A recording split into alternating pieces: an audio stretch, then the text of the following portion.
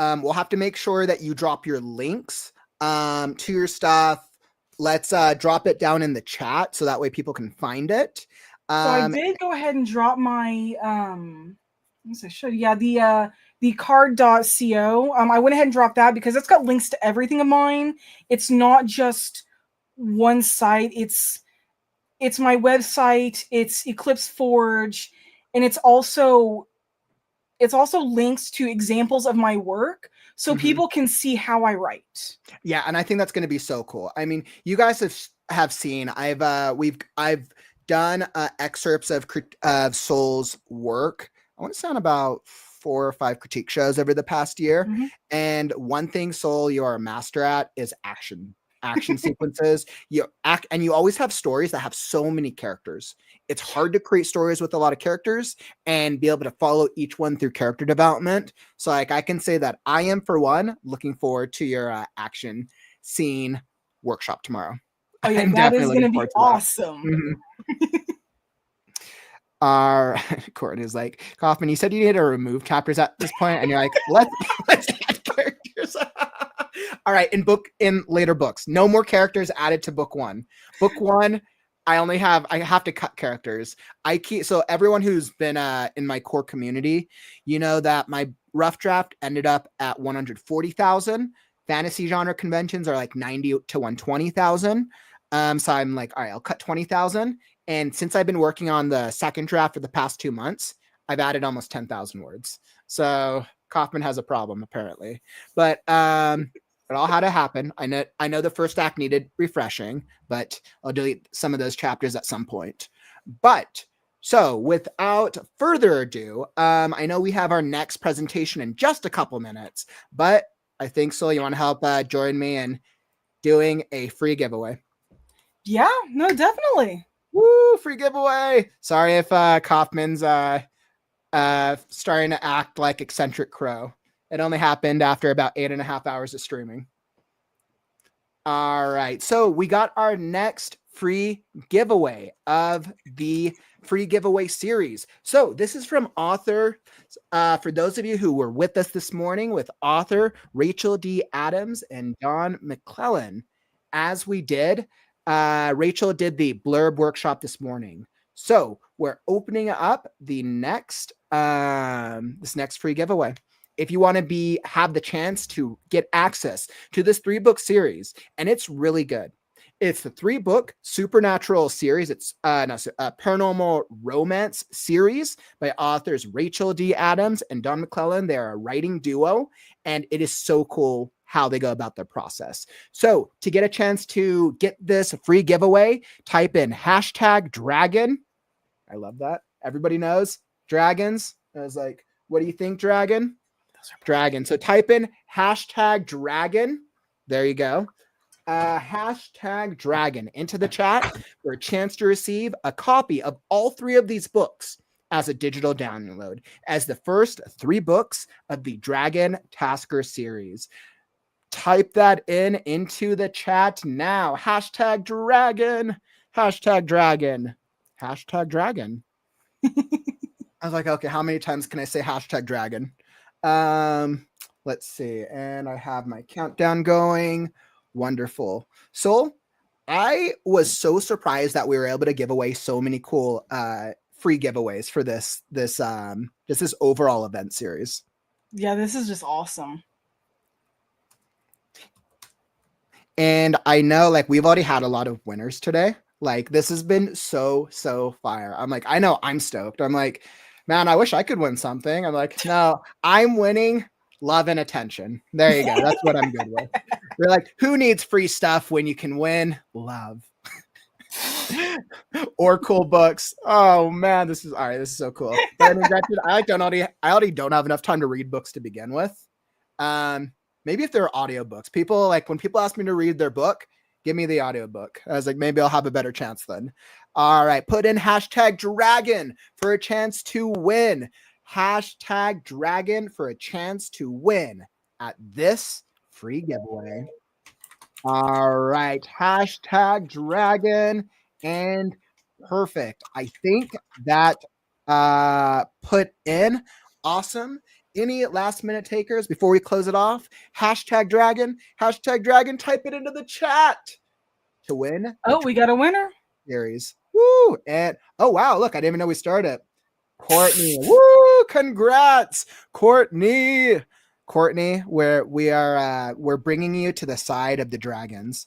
I was like, here we go, and congratulations, my friend. You are going to get access to the 3-book download, of which Rachel, you guys saw this morning with the blurb workshop. Rachel knows what she's talking about. So it's going to be a really, really good series. Definitely going to be good. You'll get those downloads. I know, Courtney, how much you hate reading books. So I'm sure you'll get a lot of enjoyment out of this. I know. Rachel's like, where it's always better with the dragon. Congrats, my friend. Courtney, make sure to fill out the giveaway winner form so that way we can make sure to get the giveaway sent your way. So definitely fill it out, and that would be awesome. All right. So I feel like that was an awesome giveaway. And congrats. And I think we're ready. I was like, yeah, I think we're ready to move on to our next event. Soul, thank you so much for joining me. Yeah. Mom, you guys will see Chat Soul, our new community engagement director, soon. All right. And I am so happy to share with you guys our next event, another writing duo event, which is going to be super cool because I'm sure if you want to know how to make money as an author, as an artist, this is going to be the presentation, event, discussion, conversation for you. So let me get this queued up. All right, perfect. Think I got it. Excellent. So we're going to be doing this next event discussion. So the event announcement, making money for authors and artists. Learn about ways authors can make money through merchandising and crowdfunding. And there's many more things. I think this was just the bare minimum variant. Trust me, you guys are going to be learning a lot. And both Corissa Grant and Lori Calcaterra, they do this very, very successfully. So without further ado, I will let them take it away. Please help me welcome to the stage Lori Calcaterra and Corissa Grant. Hello. Welcome. I love that. If there is anybody that I have if there's anybody that I've met this past year who are experts at merchandising and raising money, crowdfunding, merchandising, they do so much podcasting, so much advertising, so much of everything. I was like, make sure I can get there. No, there we go. These two, this one and this one, I was like, make sure I can point in the right direction, are the ones to do it. Forgive me, I've only been streaming for almost 9 hours now. So you have lost your mind, I'm sure. Woo, all right, you know what? 9 out of 20 hours, I'm ready. Woo! That's awesome. Oh man. Well, I am so happy to have both of you here. Thanks for having us. This has been great. I know you guys are used to doing our casual streams. It's so funny because I know I always am so prepared with everything. And then Chris, you're like, yeah, everyone just show up and talk and we'll just figure it out. And sometimes we figure it out and sometimes we don't. Sometimes it devolves in how do you transport bodies across state lines? That was the whole conversation we had. Yeah. Well, I can say that we have had some phenomenal events today. And I know I have definitely been looking forward to this. Every single time I have a merchandising question, I have to go to these two. They know you a trillion times more things than I do. You have to ask me before so I can help you. Asking me after doesn't help you.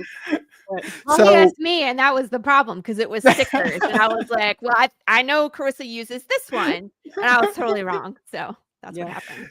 So this is going to be awesome. What I'm going to do, I'll let you two take it away with whatever you have planned or not planned. Feel free to throw up anything on screen. If you guys want to share anything from your screens, we'll moderate the chat. Holler if you need anything. To do something with the giveaway, or you do that later. Yeah, we do all that on our end, so you don't even have to worry about it. We make this as easy as possible for you, so you guys can just show up and look pretty. That's much more. Well, then I failed already.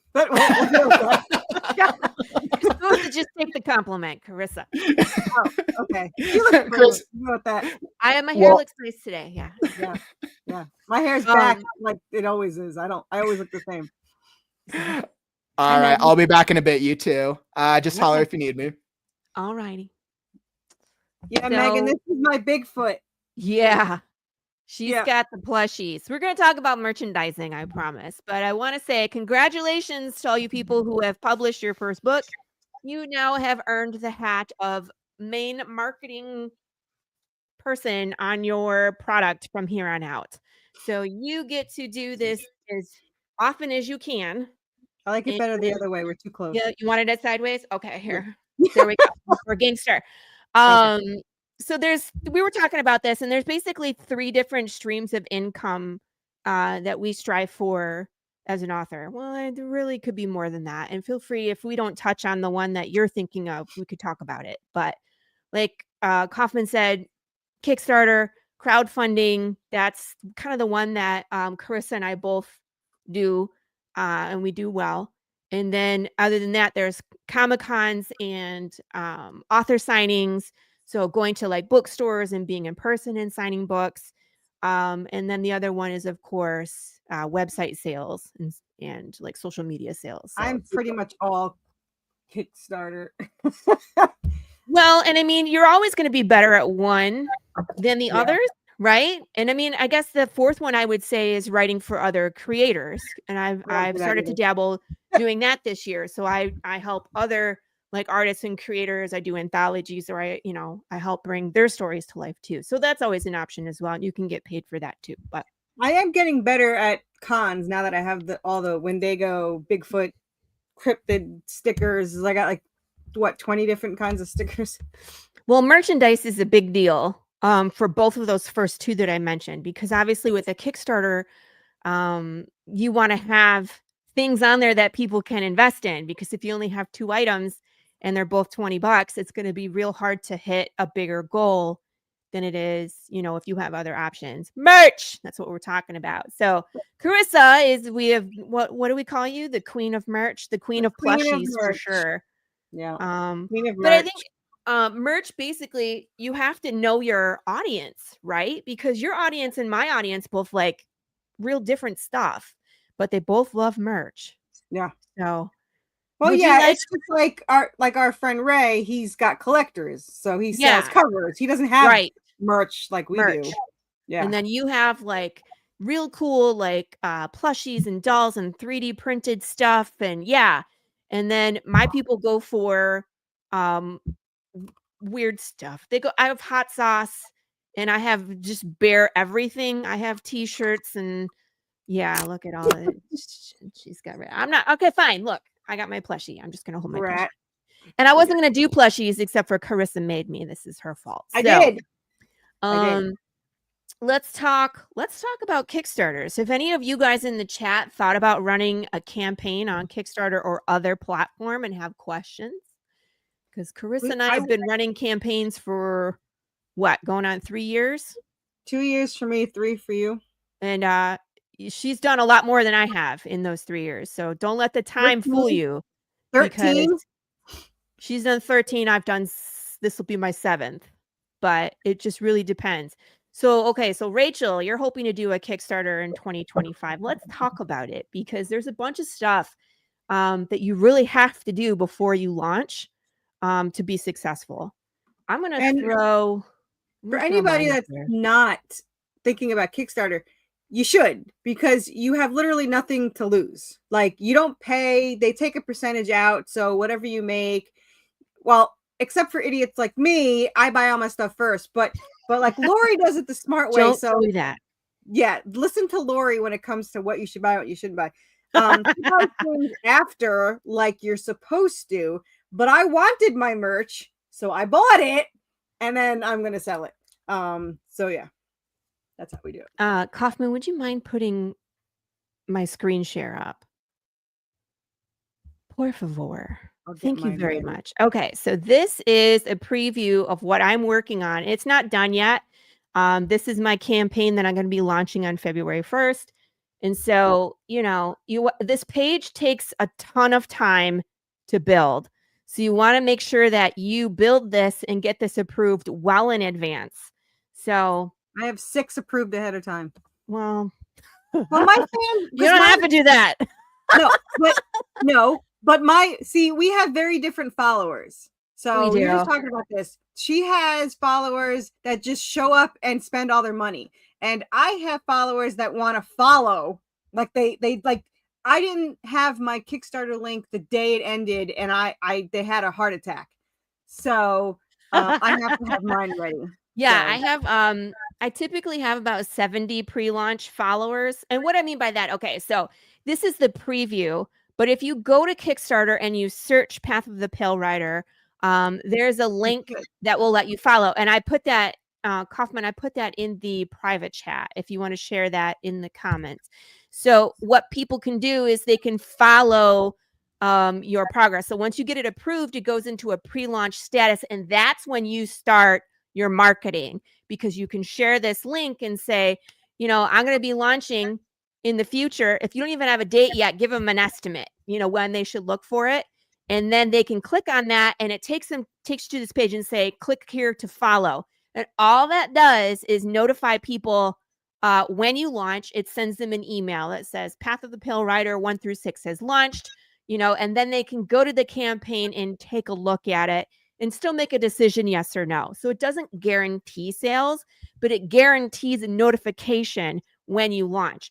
And so that's what Corissa is so good at, is sharing that link and getting people signed up. How many people do you have signed up for your Western right now? 232. 230. So 230 people, when she launches, get notification to go check out that Kickstarter. That's amazing. And then I individually message everybody because I'm a freak of nature, but it works. So I do what I have to do. But on top of that, do it as early as possible, because I know like SK does it a year in advance. Yeah. And then he drops it and he's got like 500 followers by the time. I can't do that because I have a damn Kickstarter every other month. So right.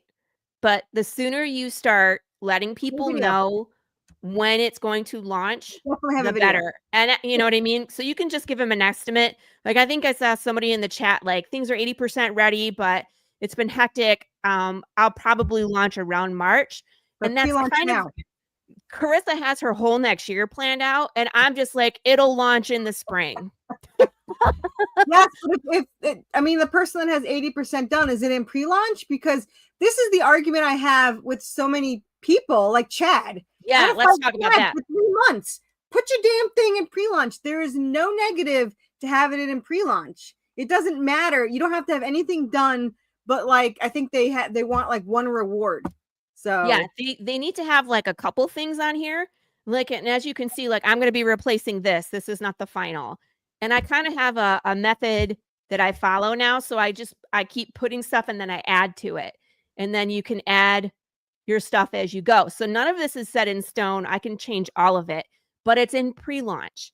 And so Corissa, I 100% agree that have it in pre-launch. People can't see this. They just see your launch page with the banner. It doesn't matter. It doesn't matter about your rewards. It doesn't matter. Right.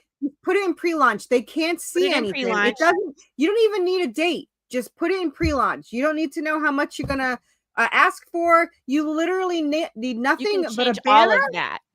Just a banner and a little summary. That's it. If you don't have it in pre-launch, you are definitely missing out, because right now, when you just mentioned that, you could have just put the link. Say, hey, could have put the link, and then people can go follow. It's free to sign up for the pre-launch. You have no excuse. Go put it in pre-launch. I'm very adamant about this because I don't understand that. Like with Chad, it took like 4 months for him to get. He missed out 4 months of talking about it with people. I mentioned it at cons. Go sign up. Stop bashing Chad. He's not here to defend himself. I will chat as much as I want. Let's talk about what kind of sets apart. What are the first things that you look at when you click on a Kickstarter, Corissa? No, what happened? I'm sorry, I'm reading no pants. What? No pants. Yeah. I have pants on. They are. Hi, William. It's Lori, not Karen. And I apologize for harassing you so much yesterday. So when you click on a Kickstarter, like when I first go to a Kickstarter page, this is kind of what you get. What's the first thing that you look at? I'm going to be completely honest. I don't watch the video. You should watch the video. No, well, if I don't know them, I know yours. But if I don't know at all, the first thing I watch is the video. But I also, okay, that's a lie. I look at the interior pages. If it looks interesting, I'll go up and watch the video. So show your interior. I give that advice too. Like you should cram as much art into the top part as possible. Because the first thing people are going to do, they're going to look at the title. They're going to look at this log line. And someone gave me the best advice. It should have a very basic summary of who, a what, and a where in this log line. Because even though I'm on issue number 6 and people that have been following my series know what it's about, I'm also still trying to attract those new to audience, new people. So this should always be kind of a summary of your series. And no matter if you're on book 2, 3, 4, 12, 25, Corissa Grant on a 347. So this is super important, short and concise, sweet and to the point. And now the video. I hate it. I hate that line. I can never come up with a good line. I've left it the same for like the last 2 years. I hate it. It's a work in progress. I think that once you figure it out, it's a thing. But show you time to get there. This is the best video I've ever seen. This is awesome. My video. Okay, we're gonna play it. Yeah. It's so dramatic. It gives me a heart attack.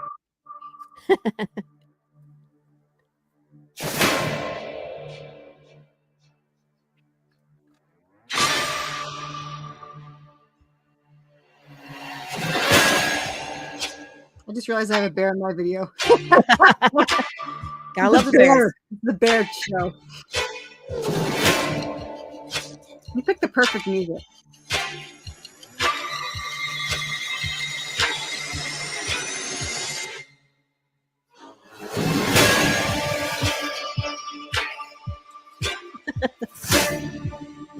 Did you freaking heart attack? I don't know about the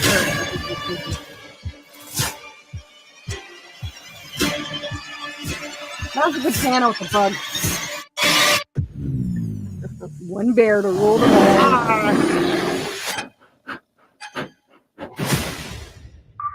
You need a big James this big. That's what I do. You know, it's funny. Because people always ask me about the plushies now. And of course, I only did 10 of them with the trade paperback. Someone asked me, they're like, how big is that? I'm like, that's not too big. It's like 11 inches. They're like, can you make one like a body pillow? And I was like, but you gotta pay for it, man. It's like $150 for. I was like, if you really want one, I guess. Yeah, go ahead. Yes. I was just going to say recommendations for a Kickstarter video. Try to keep it about a minute long. You should recap your series. It should be dramatic and catch people's attention because no matter how cool you make it, they're going to click off of it with probably around 10 seconds. I should have gone first because your video is more dramatic. So how am I supposed to like put my Kickstarter? Tell them to put my Kickstarter on the screen. All right, let's switch them out. Yeah. Put my my shared screen on. I should have went first. My video is not as terrifying as hers. Well, I mean, zombies.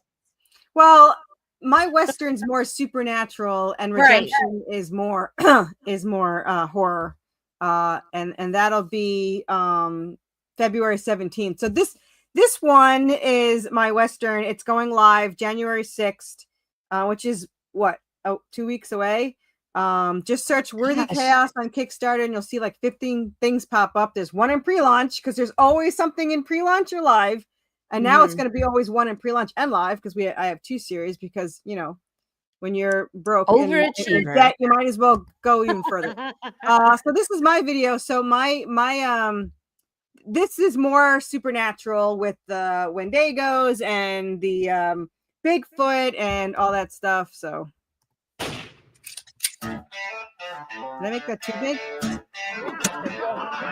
No, it's good.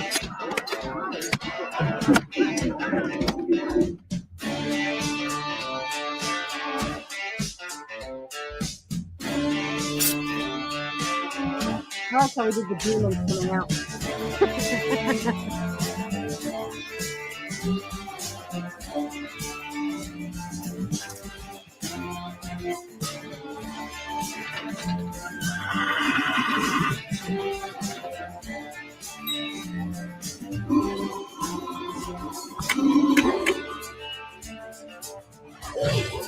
bear is not as big. Bear.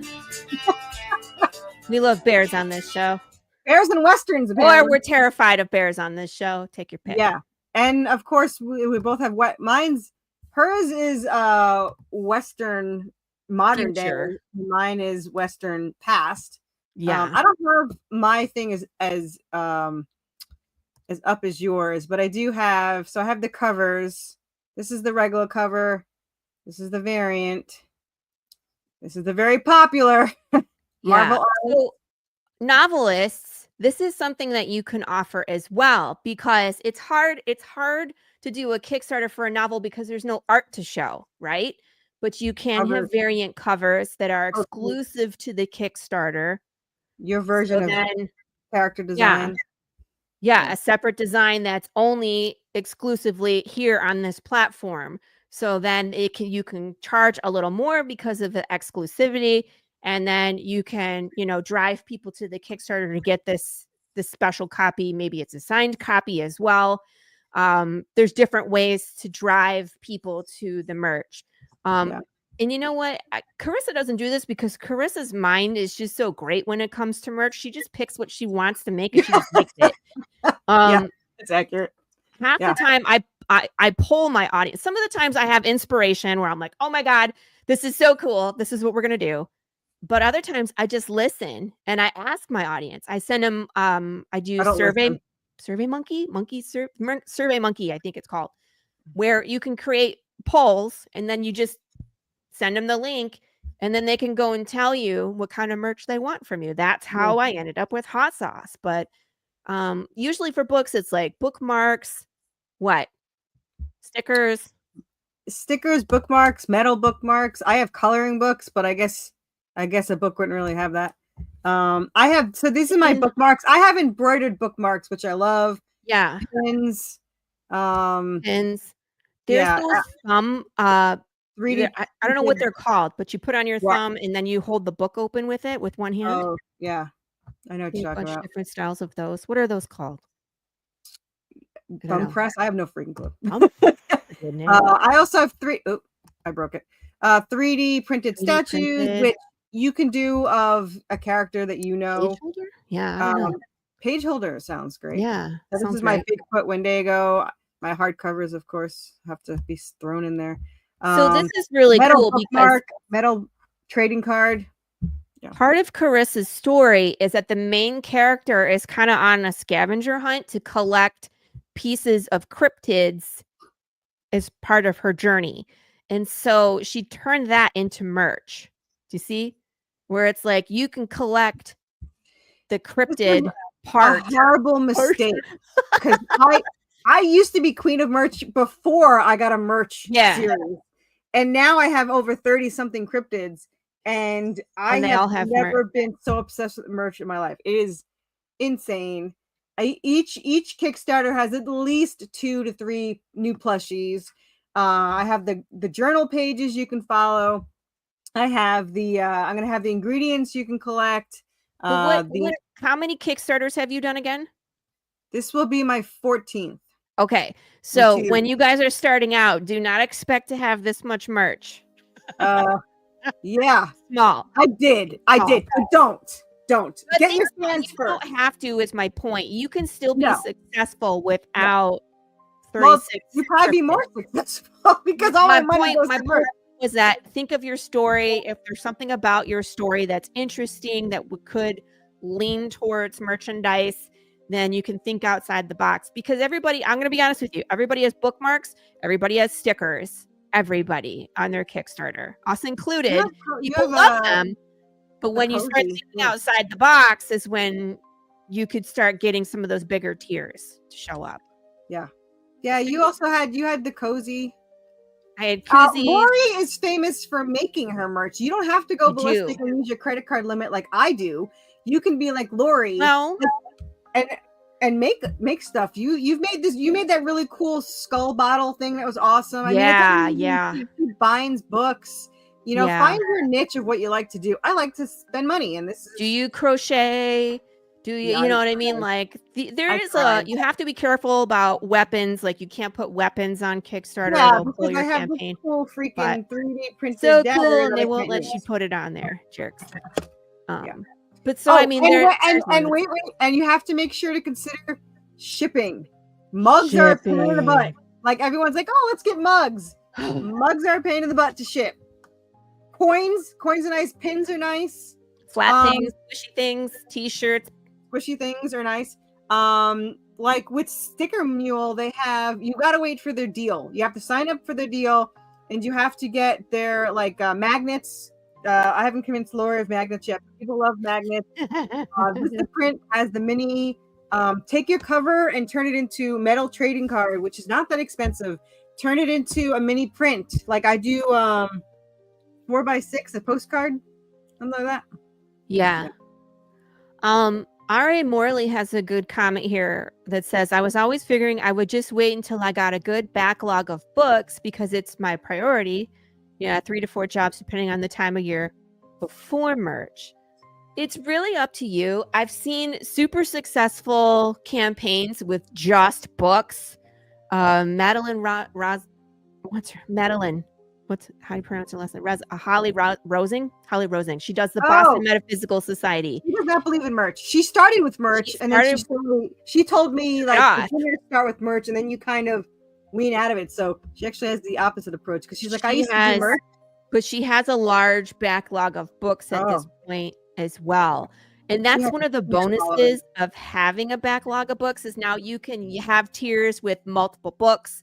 Even if they're not the same series, they could get like a starter pack from you. You know what I mean? So if it's like Redemption and Devastation, they're not the same series, but people could get a taste of both. You see what I'm saying? So like I have together. So I'm not putting my single issues on this back on the add-ons because there's like 36 of them. But I do have my hardcovers. So here, and I do have, you can get them all. Like here, you can get the 2 hardcovers, which is all the issues out for Redemption, which is 1 through 12, and then issue 1. And then if you scroll down, I have this, which is all the Redemption singles, the hardcovers, and issue 1. And then the PDFs. Always sell the PDF. Always sell the PDFs. I will, you know what? There's some people that don't because they think that people will spend more if they buy but they're actually like at cons. There's a lot of people that actually will buy my PDFs on my website because they literally don't have room. They just want.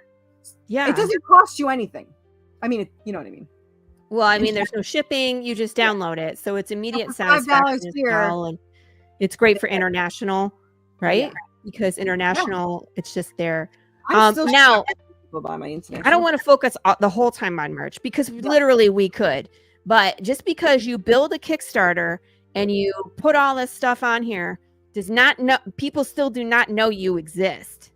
So how do you get people to your Kickstarter?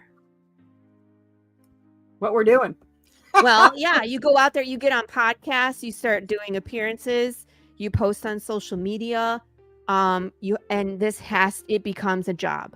It becomes a job because I don't know about, well, you're constantly running a Kickstarter, so there's no break for Corissa, but I start promoting probably 2 months prior to the Kickstarter.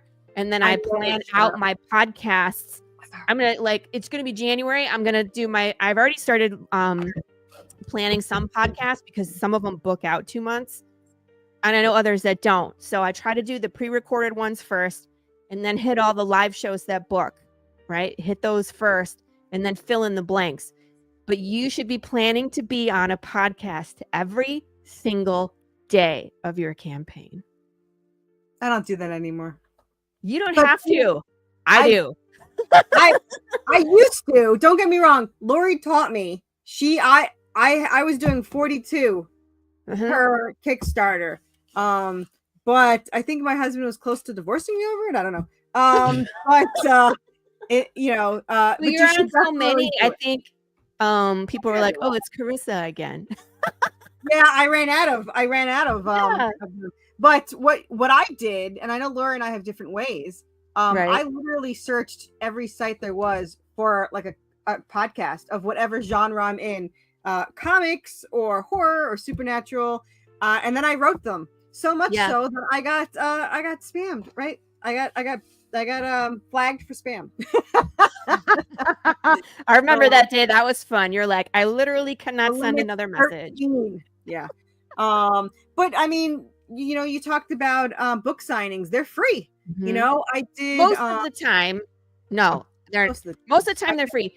I just want to make sure people understand that sometimes you can go to a bookstore and you'll have to negotiate a percentage of what you make that day. Just so you know. It depends on the bookstore. I've paid as high as 30%, but he was selling my books signed for $17.99 each. Okay. Or as little as, 5%.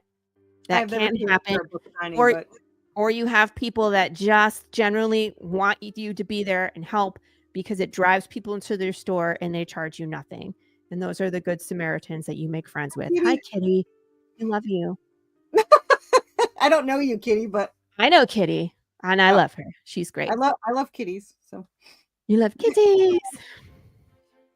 I hear that the key to success is be on 100 podcasts until people start saying that you're getting spam. I have been I've been on 237, not counting my own, which is weekly. So wait, our own podcasts don't count. Yeah, they don't. I mean, they do. Oh, they do actually. I think they do because you should. I think as a podcaster, you should be promoting your stuff on your show as well. Yeah, I was like, let's hope you're promoting your stuff on your own show. I know people that don't. That they promote, they give all the time to the guests, and I'm like, you are missing out an opportunity just for the first 2 minutes of your show to be like, yeah. I mean, I think I found a good balance. I think that's what it is. I think I found the balance of with the guests, let them promote their stuff, and then also find times to promote your stuff. But what it feels like with people is that if you're being yourself and you're talking about your own things, if somebody wants to know more about you, they will Google your name. They'll go look like people. And I think I always try to think of it. Is that what happened with me, Jared? You were like, dear Lori, I Googled your ass before I talked to you. No, he was on the show. Yeah, it was because of Carissa. I was like, I was like, there's this one chick named Lori, and she's amazing, and I've learned everything from her. What? And she Carissa, I love you. I'll pay you money later. I always try to talk about Path of the Pale Rider when I'm on my shows. And on anyone else's shows, because generally I rather talk about hers than mine, because that's okay. I talk about you every time I'm on a show too. So most of the time people already know you when they're like, oh yeah, your sister Corissa Grant. And I was like, really? I was like, we're not actually related, but yeah, she's my sister from another mister. And we just both just happen to have Westerns with bears in it. But my bear's only in the first and second issue. So who came first though? Wait, so, okay, this is one of my questions to you guys. So let's say there's artists, writers out there who want to advertise their stuff and they want to be on podcasts. How do you find podcasts to be on? I searched Facebook. My suggestion is you Google search Corissa Grant. You go to YouTube and you look up Corissa Grant Worthy Cast, because she has found every single podcast that you could possibly be on. And some of them don't even exist anymore. Search Corissa Grant. You will make a list. Send these people an email. Tell them what you do. And then... But I mean, so the only question to that is, aren't a lot of those podcasts probably more comic focused? What about for artists or authors in other genres? I literally just search. I search Facebook by I'll say horror podcast. Okay, so you just search that way, and they would come up as Facebook groups generally. Yes. No, I search my page, but yeah, you could do great groups too. I've done groups, but generally I do the page, the group. I'll go to YouTube and search whatever my genre, horror podcast, supernatural podcast, and then I contact them. Tom, what the hell are you not doing on here? I know, he was like, what's going on in here? Like, are you lost, Tom? Are you doing the John Travolta? I did. I walked in on something of Tom's and I was like, what is going on here? Yeah, of all your guys' crew, I think Tom's one of the ones I just haven't had the chance to network and chat with before. Yeah, outside of your stream, he'll show up to anybody. I don't. He keeps coming on my show. We don't invite him. He just shows up. Deja vu. I'm having deja vu. But I found your show. I searched for writer podcasts, and there you are. Yeah. And then I told you about Lori, and then I told you about our show, and then you came on and stole Lori. So there you go. And you know what? A lot of shows, like my show, the Tuesday Morning Brew, I have a majority of comic book people because that's who turns in. But I've had other people. I've had novelists. I've had artists. I've had ventriloquists and actors and all kinds and walks on the show. Ventriloquists. Yes, I'm not lying. And we love having people of different genres on the show.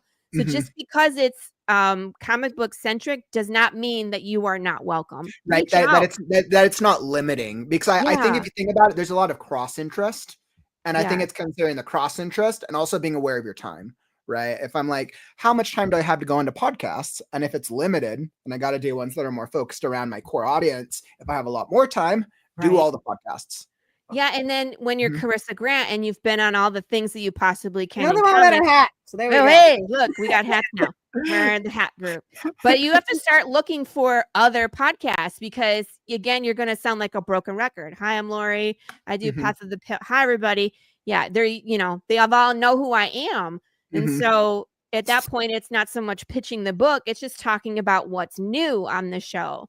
So you still got to find that new audience. I have shows that I go on that I love, but their audience has already backed my stuff by the time I'm on the show because they get my email that says back another campaign by Lori Calcaterra. What are you doing? I think Chris, you're actually, so I had to get a hat. I know today's been the day of hats. We were about to do our writers game earlier and people were commenting on my hat and then everyone wore hats. So then everyone had different styles of hats. So clearly the theme of the day is put a hat on it. That's funny. R.A. Morley, there's a ton of shows by writers because I'm a writer and I go on a ton of shows that are hosted by other writers. So there's a ton out there. So you just got to find them. They're waiting for you. I know Chris here had a great question. Chris said, where can we find a template of what to say in an email to a podcast to be a guest? Like, what would you guys recommend saying? I always said hi. I started with hi. And I said, please greet them. I always said I'm a female horror writer because when it comes to comic books, females are rare. And if I don't tell them, I scare them when I come on backstage. So I'm serious. Like that's how it started. We were talking before the stage and the guy's like, well, that's because you had a pen name. That's because she was going by C.L. Grant. That's why. But if you use Corissa Grant, they know you're a girl. I still get called son a lot, but I always say I wrote this and I have Kickstarters and I no longer ask for interviews because some don't do that. I ask, do you have guests on? Like that's how that's a good way to frame it. Yeah, because I actually don't like the interview thing anyway. I do, but I if you say it, Corissa, you came on to an interview for my podcast. I know you were so planned and organized, and he's like, "This is what we're gonna do," and I was like, "What the hell is this guy?" I know he sent an itinerary, and you're like, okay, I don't know." Lori, like before we got on here, Lori's like, "Should we talk about it?" I was like, "Whatever." She was like, "That sounds great. Whatever you want." I think you guys have been doing it for so long that you guys are so knowledgeable and you're able to speak to it, right? But the highs, the lows, and everything in between. Yeah. And I think that's what works because you guys know a lot of these things: merchandising, crowdfunding, comics, all your stuff. The pasta syndrome. It's not pasta syndrome if it's true. Pasta syndrome. Tom is like, I go on podcasts and don't even want to talk about my comics. Yeah.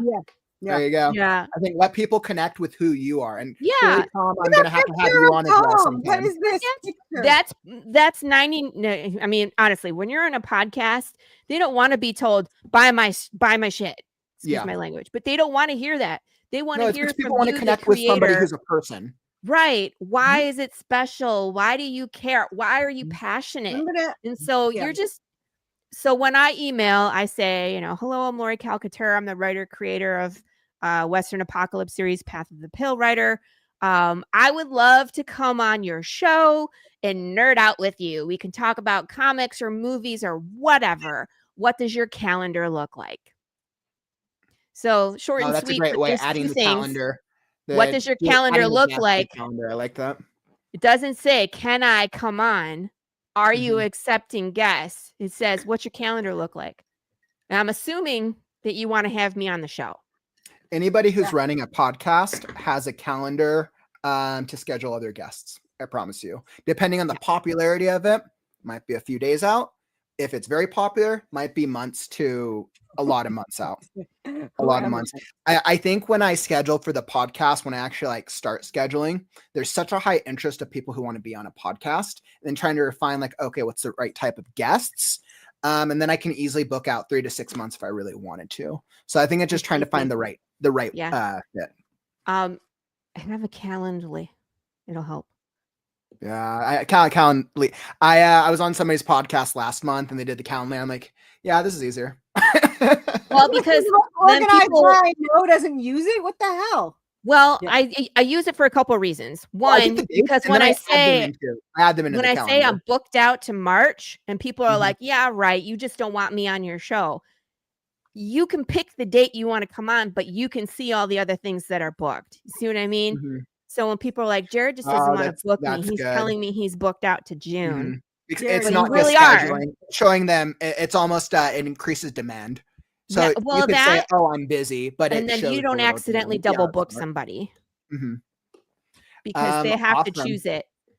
So if they're like, "I thought I was supposed to be on Tuesday, the whatever," and I'm like, "Did you actually book the show? Did you click all the links and it told you were scheduled?" Well, no, I thought you did it. No, I can't do it for you. You have to use the Calendly. She's not your mom, people. Right. You got to do it. All right. Well, what other questions do you guys have about merchandising? Website, I think, is the hardest. Like 3 weeks. That's right. Tom is going to be on my show in a couple weeks, man. That's crazy. I keep getting people telling me I should start. How what? What kind of your time? Oh, RAs was just like, I keep getting people telling me I should start a podcast, and they're like, "What kind of leisure time do you think I have?" It's work, people. That's kind of funny. I have all the time in the world. I know. I am the opposite of Lori. We need to. If in a perfect world, I would have you both on for hours. In I think 9 hours of streaming so far, we're gonna have to move on to our next event. Can we say, please follow us? Please follow our Kickstarters. Click on those links.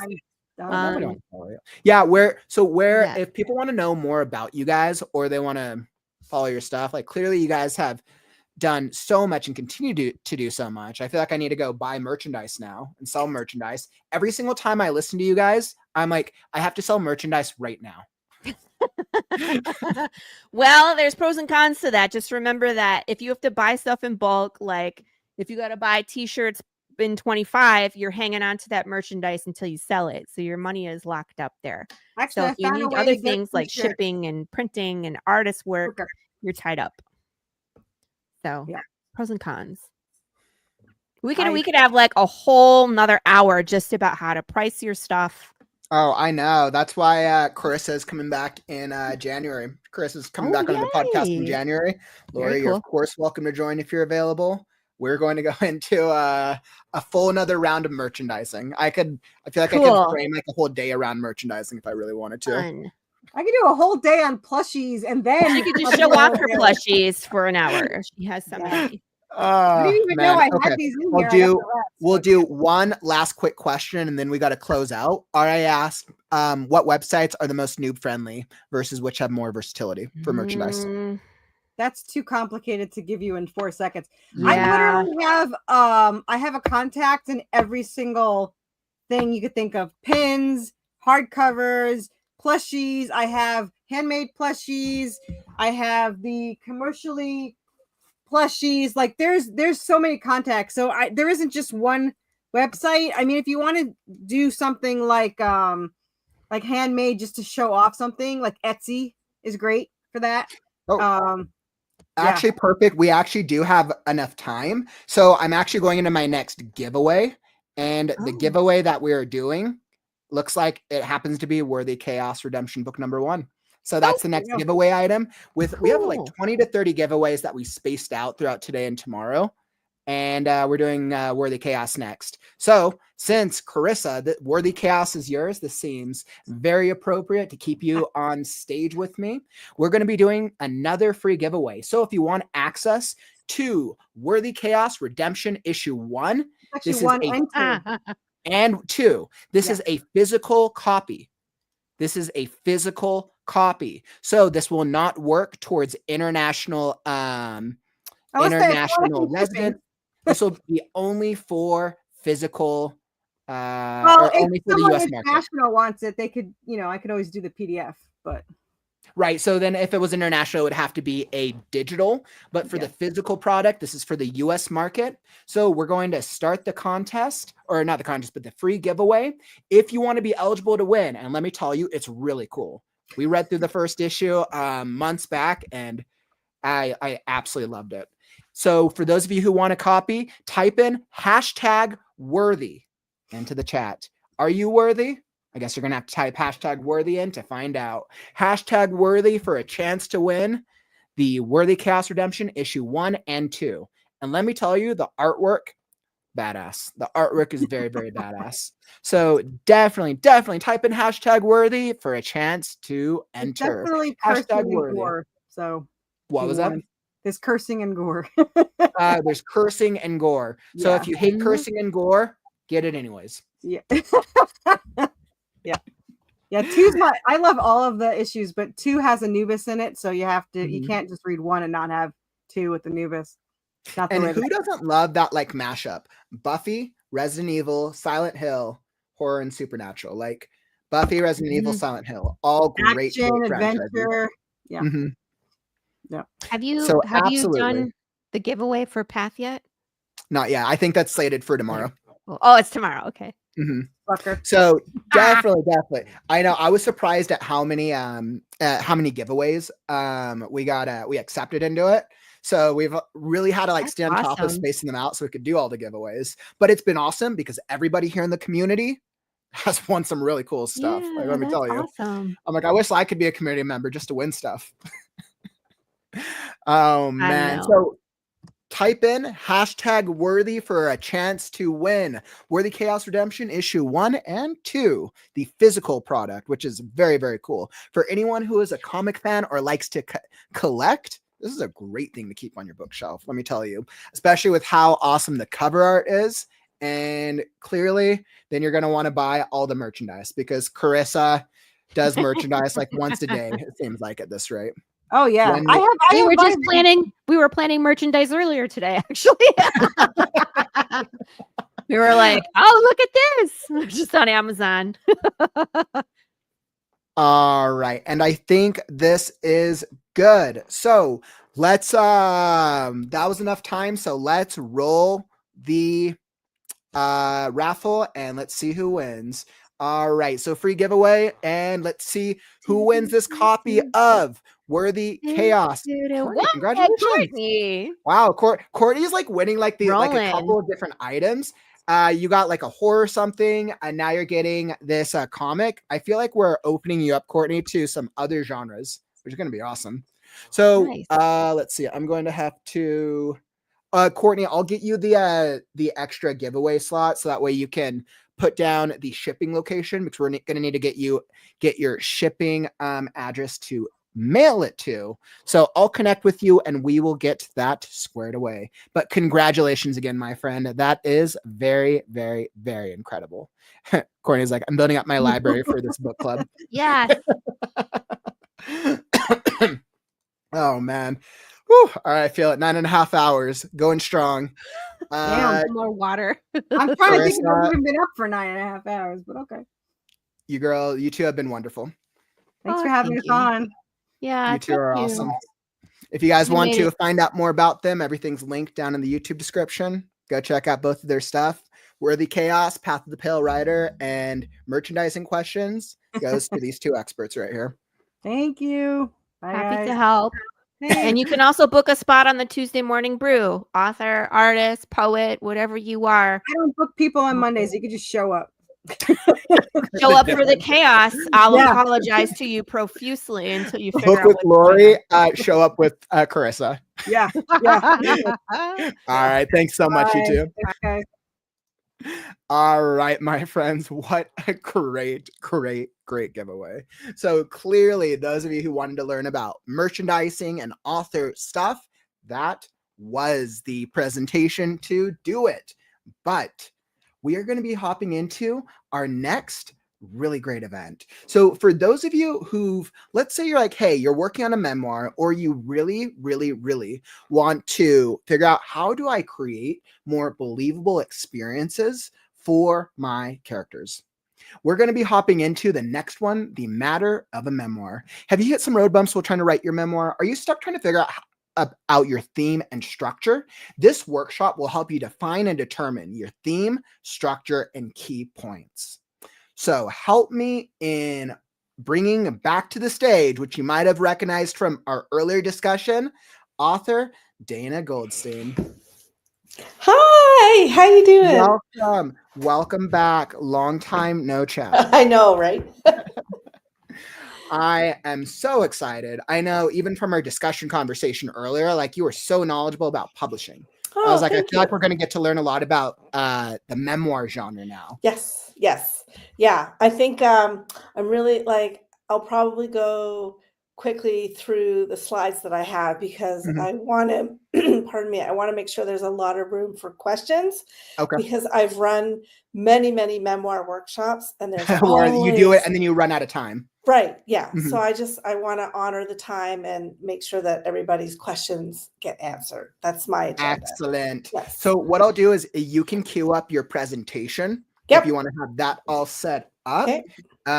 Usually what I'll do is as you saw from earlier, I'll give you an audio countdown once we get close to the time, and I'll come join you. We'll moderate comments. I'm here if you need anything. All right. Excellent. All right. I'm ready to go. All right. So welcome everyone to the matter of a memoir. This is a workshop that I have done in some form or another for 3 years now. Every single time I put this workshop on, it sells out, because everybody wants to write memoir, even people who think they don't have a story to tell. I need to stop that right there, because everybody has a story to tell. So we have a lot to get through in the next 30 minutes. So what I would like to do is talk about determining theme, structure, and key points.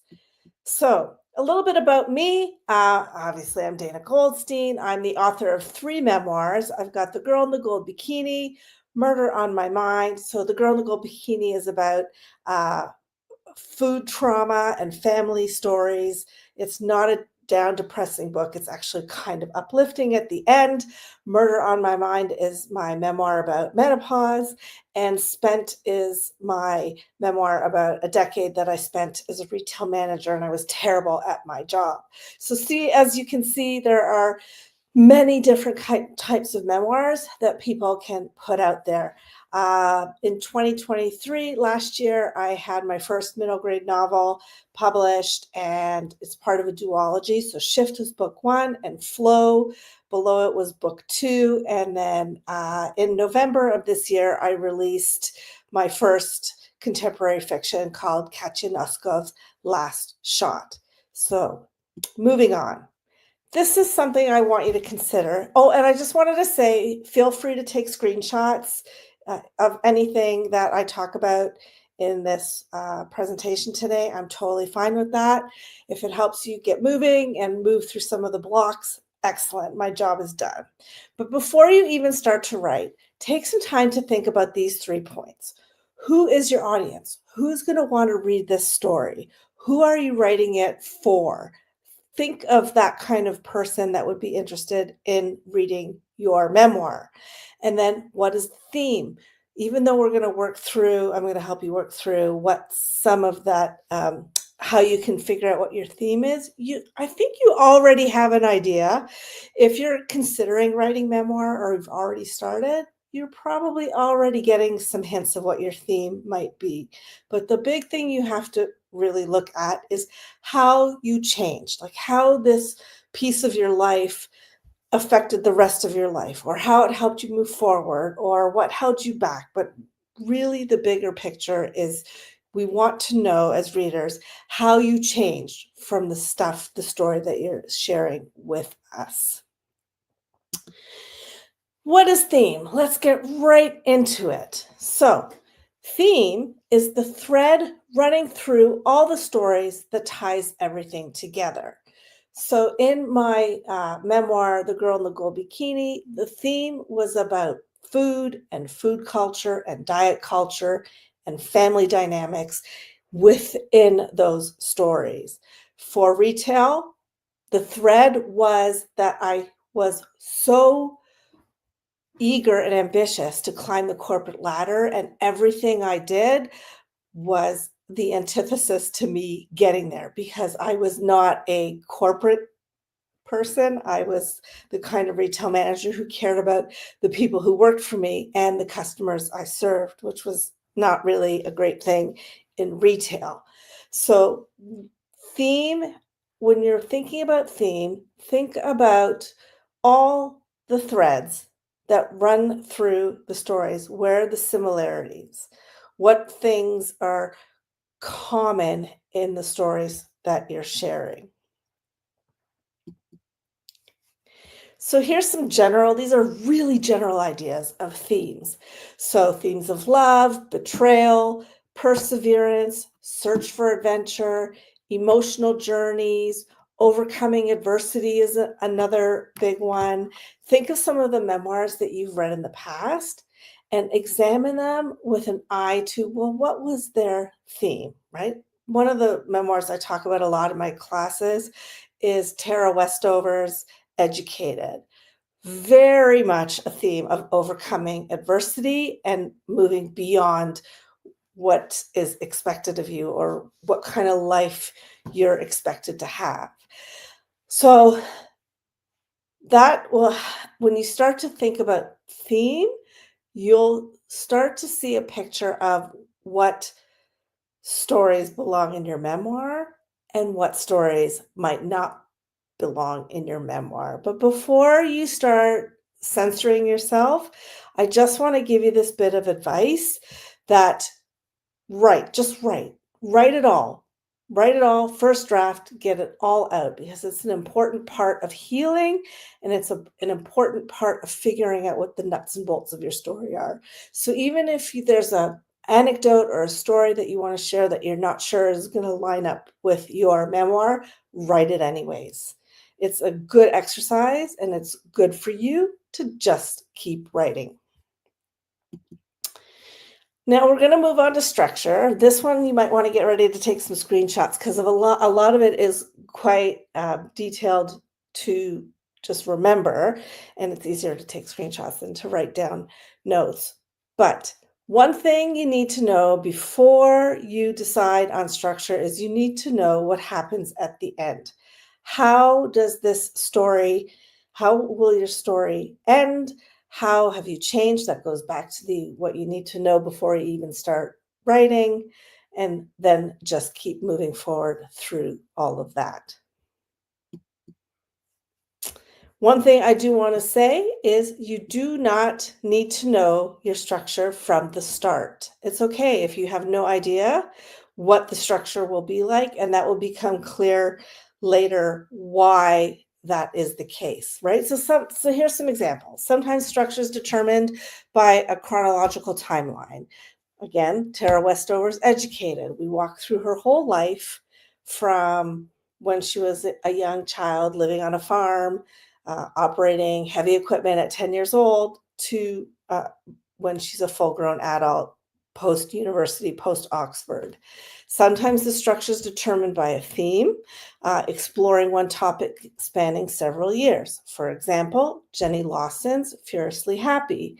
That it looks at mental health as a theme, and she continues that also in her second book as well. Past versus present in alternating chapters is another way to structure a memoir, until you reach that pivotal moment, and we can move forward from there. So an example of that is Joan Didion's The Year of Magical Thinking. So as you can see, there's many different ways to structure a memoir. But your structure can be whatever you want it to be. And I will explain a little bit more about this. So here's some things I've seen in memoir that are not conventional at all, and just way evident that the author has had complete fun with putting together the memoir. So I've seen memoirs that are presented as courses, structured as courses in a dinner, or a playlist of meaningful songs, a progression of tangible items, locations, snack foods, epistolary, so like letters, emails, stuff like that, recipes, that's another one, alternating points of view, paintings, scientific theory, lessons from elders, holidays, cultural traditions, reverse chronology, diary, and milestone dates. I just want to encourage you to play with structure and allow yourself the freedom to be as creative as you feel you need to be to write your memoir and tell your story. Now, most novels have a 3-act structure, and guess what? That applies to memoir as well. But I wanted to break it down what every act looks like or should look like if you want to write the 3-act structure for your memoir. So act number 1, we have the most important parts of the setup, the before, and the problem. The setup is the who, the why, and the where. So you're introducing the characters. So that's you, your family, the people who are important to the story, the main characters, just like in a novel. And it gives us the setting and tells us why you are writing this memoir, and also explains to us what's at stake. The before section of Act 1 is who you are in this memoir before the inciting incident, which gives you the problem.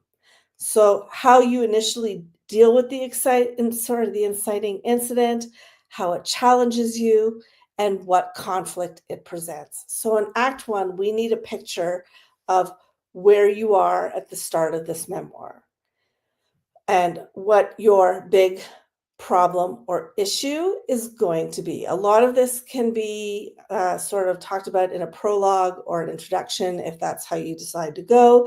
If you're going chronologically, all this is going to fall into Act 1. So give the readers a picture of who you are in this memoir before the big change or the big event happened that's pushed you into the next stage of your life. Okay. Act 2 is the during, the obstacles, and the climax. So the during is this is who you are as you grapple with this problem. What are you going through? Things you do that work, things that you do that don't work, what sets you back, what helps you move forward. It's all the complexities of your journey in this part of Act 2. And the obstacles is what helps transform you. The wins or the deep losses that bring on even deeper introspection and help you move forward. The aha moments. Confrontations also belong in the obstacles section of the memoir. Confrontations within yourself and with others. And at the end of Act 2, we want to see the climax. It could be the letdown, the heartbreak, the epiphany, the aha moment, and then maybe even it's the point where you discover that what you want isn't what you actually need, just like in the novels. And Act 3 is made up of the after, the resolution, and the hope. The after is this is who you are after your transformation. The resolution is the solution that you figured out to the problem that was raised in Act 1. And the resolution should also be realization, like, oh, this is how I'm different. This is what I learned. This is how I've changed. This is how I'm better.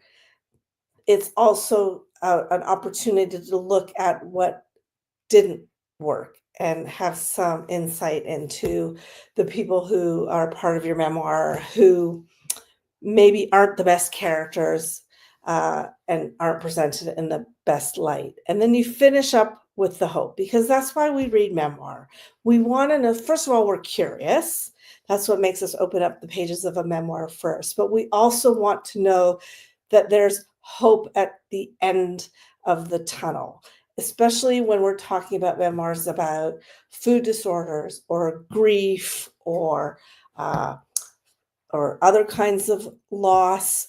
We want to know that there is hope and light at the end of the table and at the end of the tunnel, pardon me. And we want to see how your perception has changed. That's what the reader is looking for at the end of a memoir. Now let's talk briefly about what to put in the pages. Apart from your stories that you want to outline and put into the memoir, these are stories, we're looking for stories about motivation, about perseverance, about heartache. We want stories that make readers cry and laugh and cheer. Emotion is huge in memoir. That's what connects people to the stories. When you're writing memoir, you want to write your stories that people will read and see reflections of themselves. And you want to bring the readers into your memoir with very rich descriptions, bring us into your emotions. Like, we need to know how the things that have happened affected you and how the people around you or your own makeup influence the decisions and the choices that you made. It's super important to bring readers into your world with descriptive passages, with a lot of emotion and very human responses. It's okay. Like a lot of the point of memoir is to write about how you messed up, right? So for instance, in my memoir about menopause, I never sought any medical help for what I was going through. Big mistake. It made me suffer for 7 years. I didn't even know what was happening to me. However, I still maintain that if I hadn't gone through those 7 years of perimenopausal torture, I wouldn't have had a funny and enlightening memoir to write for other women. And all the feedback that I get from my memoirs is that people feel that they have been seen and they feel that they're not alone in their journeys. The Girl in the Gold Bikini, the most common comments and reviews I got on that memoir was that women said it felt like I was telling their own story, or that I put into words things that they couldn't fully express themselves of some of the challenges they faced with food and diet and family dynamics.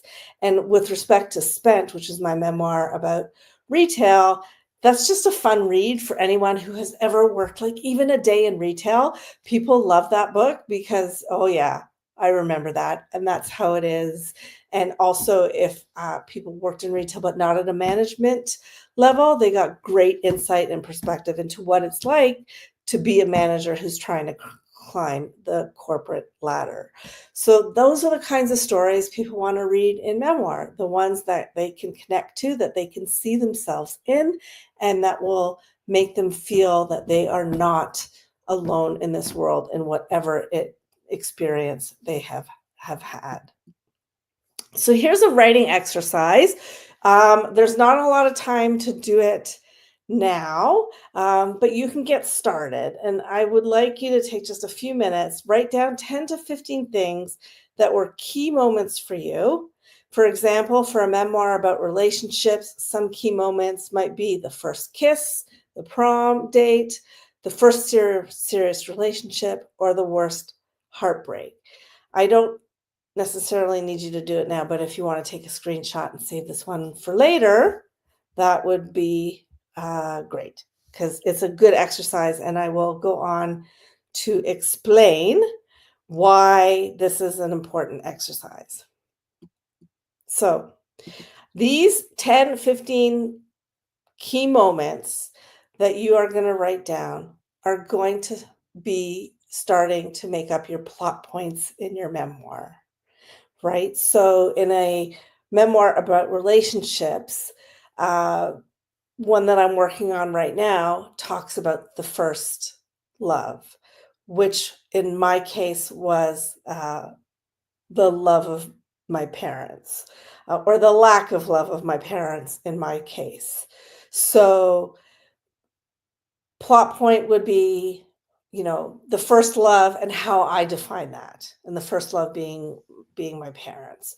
Then I moved on to like uh, the first time I felt feelings for someone else outside of my family or my parents, right? In this case, it happened to be a teacher who was super kind to me when everyone around me was treating me like garbage. So, of course, I latched onto him.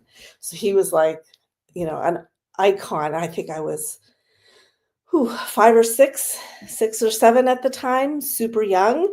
But I understood that he was kind to me. And of course, chapters I'm still working on. I'm still working on this memoir as we speak. So there's a lot for me to write. But my plot points were first love. I called the teacher chapter Hot for Teacher because that was the only thing that came to my mind. The first kiss is definitely there. The first almost boyfriend. The prom date was one of mine. The first serious relationship. I've got my first marriage. I've got my second marriage. I've got the love of my children. I've got my biggest heartbreak. All these key moments in my life are starting to form the bones of my my next memoir. So,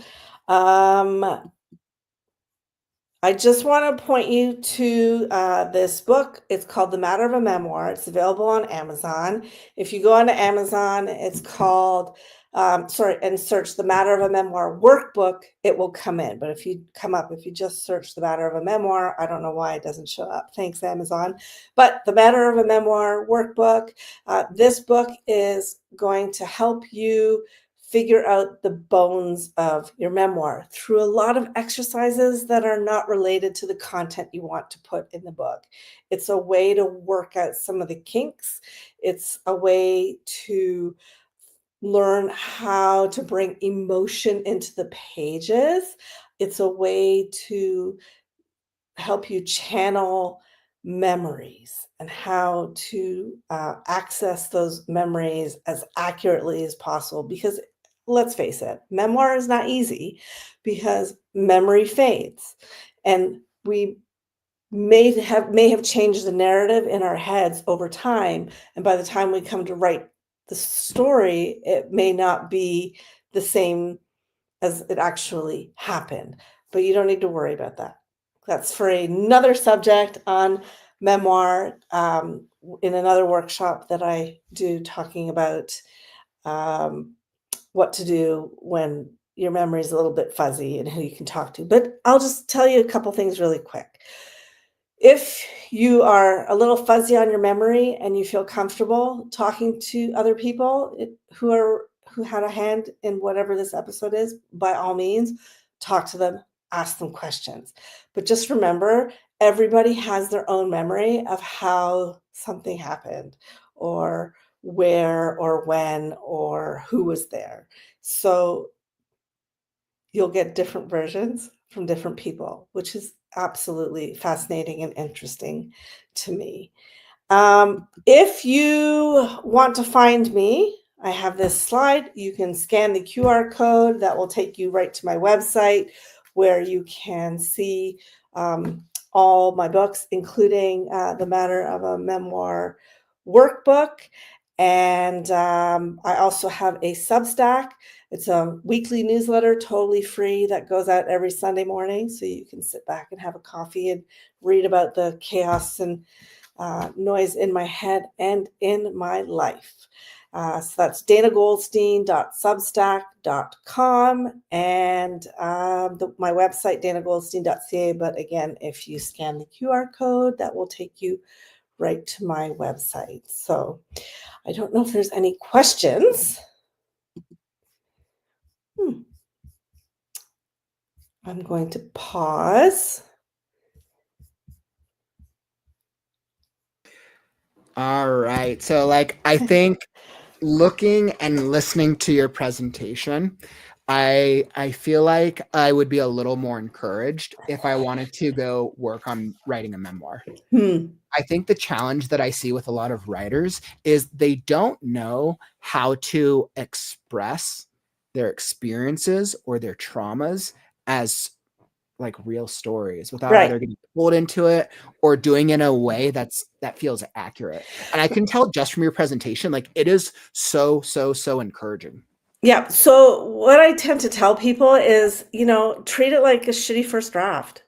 Like, don't, like, honestly, even if your memoir never sees the light of day, it's so healing to examine the stories in your life that had an impact on you. And even if you like, there's a lot of merit in not even worrying about structure or anything, but just writing random stories.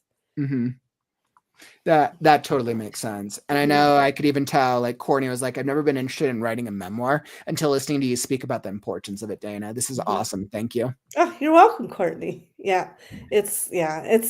I love writing memoir. And I do it because it's super important to me for my readers to know that, like, hey, this kind of stuff isn't just exclusive to you. It's my way of saying everybody has crap, right? Everybody has baggage. Everybody's got trauma, and I'm just going to write about it and not even think twice, right? So the difference is, like, I write these things and then I do hit publish. Yeah, and if anybody here in the chat, if you have any questions about writing a memoir or about like how would you translate like a real life experience into a story, now is the time to ask. And I can tell, Dana, like how experienced you are in this subject.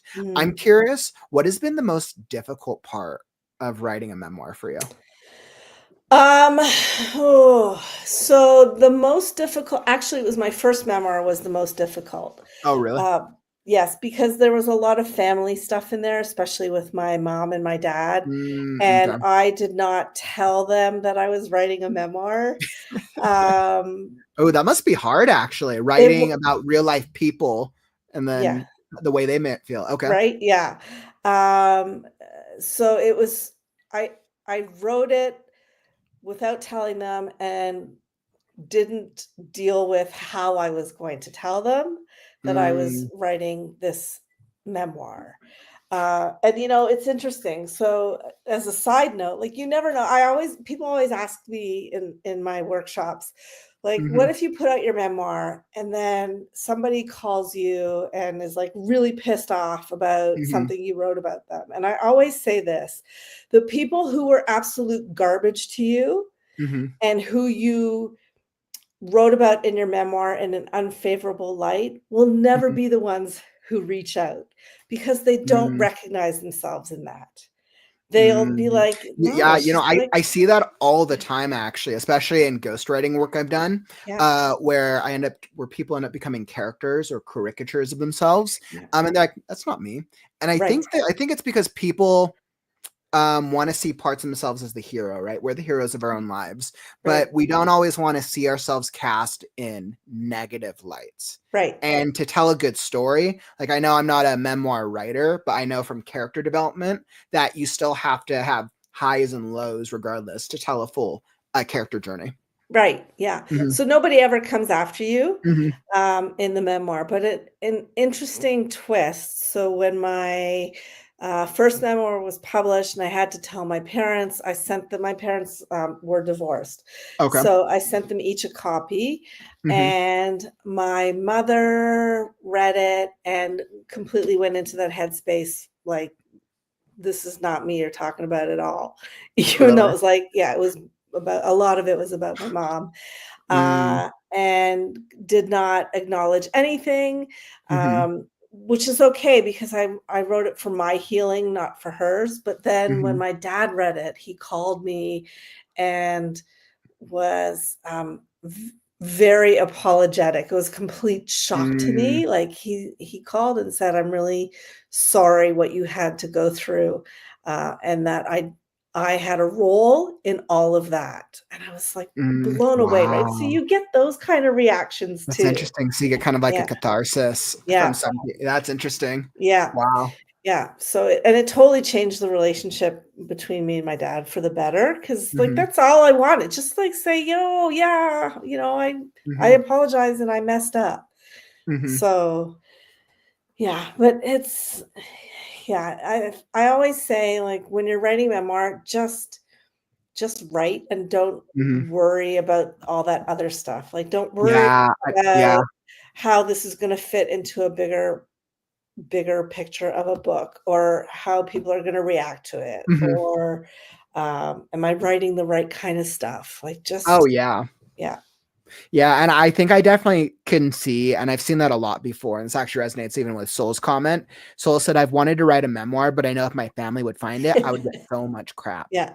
And I think that happens to a lot of people. I think I have a very good friend who she grew up in one of those like fundamentalist cult type families. And she did not like, she wrote her memoir, but she did not have it published until after both her parents had passed on. Really? So, yeah. And she has 10 siblings, I believe. No, sorry, 8 siblings. And only one of them actually has contact with her now. That is so crazy. Yeah. I know at a much earlier stage in my life, I experienced let's see, without giving any details away, I experienced a traumatic event that involved, and not myself personally, but I was involved I was just involved in it, but I experienced a series of events that involved kidnapping, running away. It was very intense. And whenever I tell anybody the story, because it's like a really long story, the first reaction is like, that's a movie, right? Because there's just so many things that happen. And of course, throughout the thing, like, I took notes afterwards. And I was like, okay, one day I'm going to turn this into a story, a script, one of the two. But I always ask myself, how do I write it, or how do I frame it without casting people in a negative light while still trying to be true? Because not everybody's the hero in a story. Right. And I don't know how I would go about framing things just without making somebody feel a way, especially if it's not my personal story. If it's my personal trauma, a little different, but I think there's that factor there. But it is your personal trauma.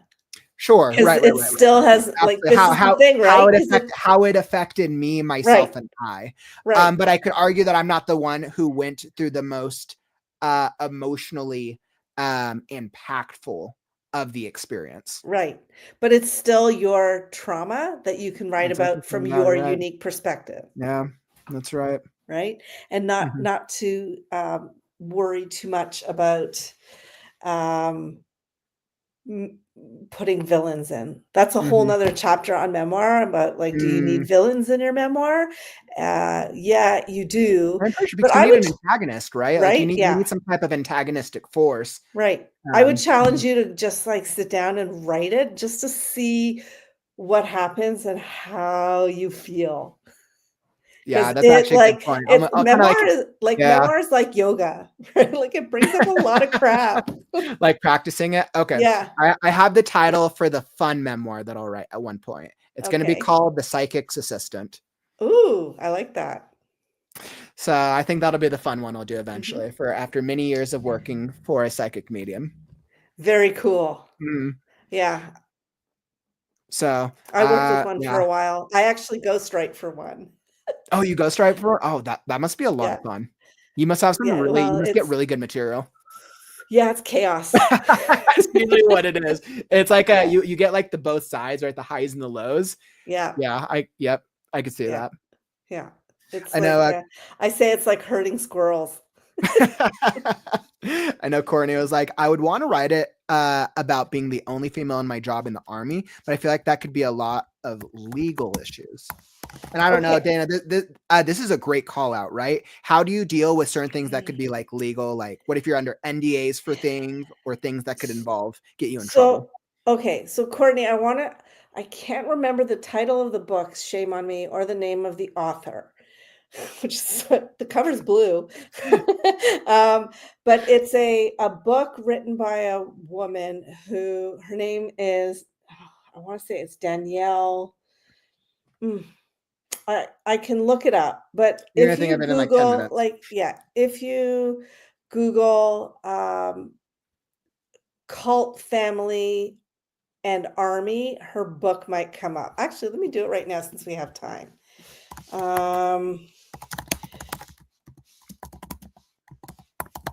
Anyway, she wrote a memoir. Oh.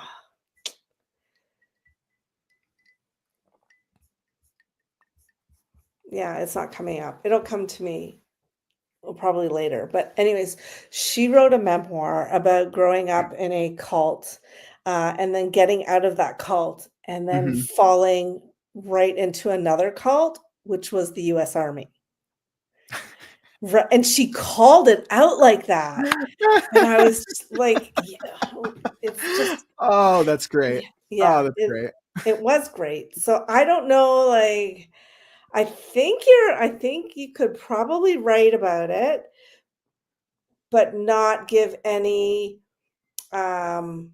behind the scenes, Yeah. national secret kind of Mhm. information.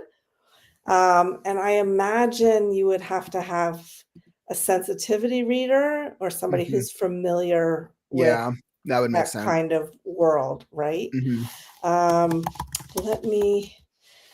I really want to remember the name of this. It's terrible. It's one of those things because you're trying to think of it on the spot, and it'll come to you in like 20 minutes. Right? Yeah, or in the middle of the night. Mhm. Dana, what you should do if you can't find it right now, when you think of it, you should post it in the Discord. Okay. Especially over because we have a book channel, and that'd be like the perfect place for it. Okay. Sounds Mhm. good. Yes. Oh, But drive me nuts. I know it's one of those things that'll bug you until it comes to you. But I want to say that this the memoir workshop has been a really, really great way to close out our Saturday. Oh, This has been a great. very like emotionally impactful, and I know we've gone through so many different emotions today, just from all the different events and experiences and authors, and I feel like I've like now closed like the loop on our second day of the WriteNow-a-thon. So I just wanted to thank you for coming out and joining us, Oh, and not thank just you. the workshop, but then also the discussion as well. Yes. Yeah. So, as I already said, you can find me online at author Dana Goldstein. Visit my website, send me fill out contact if you have questions. I'm always happy to answer questions about writing and memoir and publishing, anything you want to know. Because build community, right? Don't be afraid to ask the questions. Don't be afraid to write your memoir. And what was the website or what was the link people could find you at? So the best place is probably my website, which is Okay. danagoldstein.ca.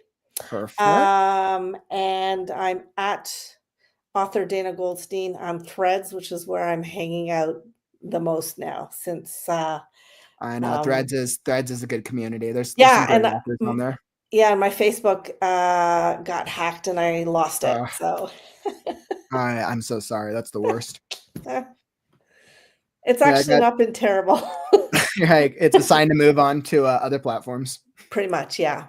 So well, Dana, awesome. I just dropped that down in the YouTube chat and the down in the comment section. And for anybody who wants to find out more about Dana or connect, it's also linked down in the YouTube description down below. But this has been awesome. And it's been a pleasure to be able to meet you today. Your energy is amazing. I really appreciate you. Thank you. Thank you. It's been wonderful. Thank you for allowing me to do this. Awesome. I'll let you get going so we can close out, but thank you again, Dana. And I'm sure we'll talk again soon. Have a wonderful evening. All right, my friends. And that, man, how are you feeling? First off, how are you feeling? For those of you who are here in the chat, just drop it down. If you're here, just say still alive. Say something, say here, I'm alive, or I made it. I'm like looking at our chat right now. I'm curious to see who's still with us, especially as we've gone throughout the day. And I was like, I just want to know who's still alive with me. Rachel, and you start out the day with a blur presentation, my friend. So you've definitely powered through with us all day. Man, it has been what an experience. I feel like it's been pretty good. Like, let's see, who do we still got here? Lynn, you're like still live, a bit peopled out, and I've been on and off all day. Yeah, you've definitely been on a couple times, my friend, and I've seen your chats throughout the day. Rachel, I'm alive. I just had some exits and entrances. Courtney, I think I went over my coffee limit. You and me both, my friend. We've definitely had quite our share of caffeine for sure. And what else do we have? ML, you're like, good. You're like, we're good. Chris, you're like, still here, but I took a nap earlier. Groggy now. Well, I'm a little jealous, but I understand. Megan made it, still kicking. Author at DL. Thank you for stopping by, my friend. For those of you who haven't seen the lineup, DL, our horror author, of which I know somebody won your book giveaway earlier today. I forgot who won it. I think it might have been ML. But DL, will be seeing DL tomorrow with our other Sunday guests. We have so much. It's been such a great event. And Courtney's like, I'm totally crashing after this to get ready for tomorrow. But I cannot truly close out this event without bringing on my fellow guests, my fellow writers and warriors in the pits of the live stream. Let me welcome back to the stage. Everyone knows Chatsoul and Miss Penelope Hartley. You guys still alive? I was napping in my turtleneck. Penelope, the last like couple hours, Penelope's like, yeah, I'm alive. I'm alive. And she just like fell asleep sitting up. We're like, we're past some bedtimes. It's past my nap time. You want to know what? On my screen, so it shows the stream time on the top left of it, and you guys might see it as well. We just crossed the 10-hour mark. Yep. 10 hours and 5 minutes. Yay! How are you? Are you guys still alive? No, I am Zombie Hartley, and I'll be joining Jezebel shortly. Joining, well, completely understandable. What with like a real quick thought, how do you guys feel today went? Oh, it's great. I feel like I learned so much. I know energy wise I'm like done, but like I don't even know like what I've experienced today. I just feel like I've learned like 1,000 things, and we've done giveaways, we've done presentations, discussions, workshops, just have all this information and networking in my brain. I know, like I want to act on so many things, and I'm stuck in this chair for the next day. I know, we're gonna have to absorb for a few days, and we're gonna have to recover and absorb. I'm gonna have to wake my bum up for a few days. Oh, you guys get to recover? That's nice, because Monday my kid goes back to school, I believe. Oh man, and Monday Kaufman's moving, so no rest for the wicked. Man, so yeah, you got that going on. Woo! Well, it has been an absolute pleasure. Everybody who's joined us today, thanks for joining us for the Right Now-a-thon day 2 of 3. It has been phenomenal. And for those of you who maybe you joined in late or you missed out, we got more tomorrow. We're kicking off day 3 with even more craziness and shenanigans, right? As we're seeing the next major events, you're going to get to see both Chatsoul and Penelope's really cool presentations tomorrow, because I know you guys have some special things lined up. We have some more discussions on social media, author branding, and the great AI debate. So tomorrow is going to be testy. We're going to be doing our writing game, which is offering a cash prize. So like the writing game's going to be up for a cash prize tomorrow.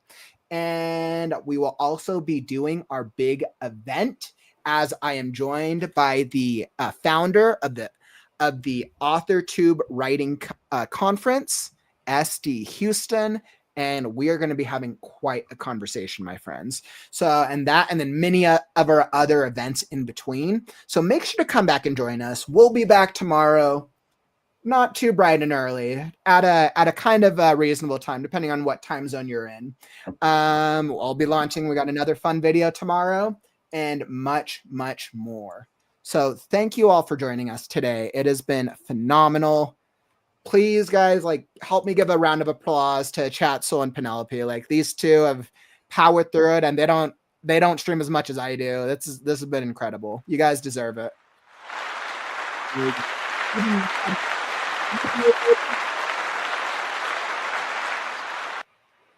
All right, my friends. Well, it's been great. Thank you all for joining us today. I know we saw a lot of you here in the stream, and hopefully we'll see some of you tomorrow. Thanks again. And we're closing out. I'm Kaufman, and these are Chatsoul. Sleep Penelope. And we'll catch you on the morrow. Stay creative, writers.